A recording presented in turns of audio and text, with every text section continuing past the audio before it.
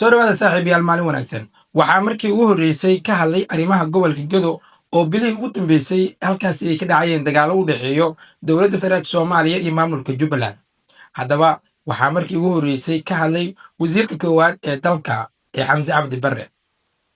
Inta badan magaalada Beled Xaawo iyo sidoo kale guud ahaan gobolka Gedo waxaa ka jiray in laga dhisi rabay maamul cusub ee Jubbaland. Ra'iisul Wasaare Xamse Cabdi Barre ayaa habeenkii xalay ahaa waxa uu si toos u sheegay caqabadaha keenay in Beled Xaawo dagaal uu ka dhaco. Intaan u gudagelin warbixintaas oo dhammaystiran fadlan marka hore saaxiib muuqaalka like noo saar sidee u aragtaa in wasiirka koowaad ee dalka Xamse Cabdi Barre uu ka hadlo arrimaha gobolka Gedo, Jubbaland cusub iyo sidoo kale dagaalkii ku dhex maray dowladda federaalka Soomaaliya magaalada Beled Xaawo iyo sidoo kale ciidanka Jubbaland. Intaan u gudagelin warbixintaas oo dhammaystiran saaxiibayaal siday kula tahay qaybta hoose ee kommentiga nagu dhaaf. Waa hagaag labada bilood ee ugu dambeysay waxaa dagaal qaraar uu ku dhex maray labada ciidan ee kala taabacsan Jubbaland iyo sidoo kale dowladda federaalka Soomaaliya. Waa markii ugu horreysay ee xukuumadda ra'iisul wasaare Xamse Cabdi Barre ay ka hadasho habeenkii xalay ahaa oo madal halkaasi uu ka sheegay in ra'iisul wasaare Xamse Cabdi Barre ciidanka dowladda federaalka Soomaaliya ay ku sugan magaalada Beled Xaawo khaasatan xarada ciidanka ee UK in ayaga mar walba la soo weerarayay. waa sida uu hadalka u dhigay ra'iisul wasaare Xamse Cabdi Barre.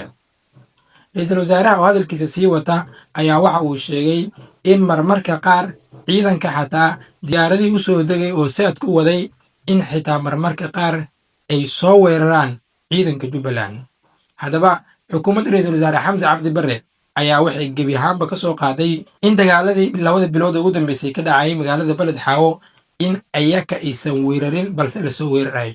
haddaba ra'iisul wasaare Xamse Cabdi Barre oo arrintaasi faahfaahinaya iyo hadalkii ka soo yaray xalay aan isla daawanno marka hore saaxiibayaal.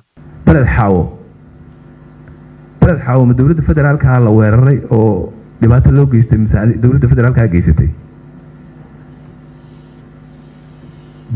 dowladda federaalka Soomaaliya awood ma u leedahay xaq ma u leedahay ciidankeeda inay sargaal u magacaawdo? waxaan ka ahayn sargaal la magacaabay oo halkan helicopter ka qaaday oo xerada UK ay ku dajisay oo dawladdu ay ciidan oo geysay yaa ii sheegi kara ma jiro. diyaaraddu markay lugaha dhiganaysay baa xabad lagu bilaabay. yaa ku bilaabay? yaa dadka mobile money iyo EVC iyo ka damiyey oo telecommunicationkii ka damiyey? yaa biyihii ka gooyey shacabka magaalada? yaa qixiyey dadka? yaa hubkii dowladdu ay iska lahayd federaalka iyo askarteeda ilaa hadda duurka ku haysta? yaa ii jawaabi kara?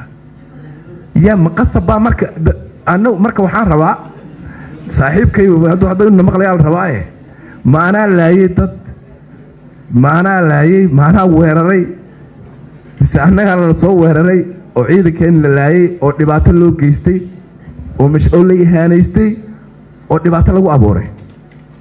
anigu ma rabo inaan hadda boogo taataabto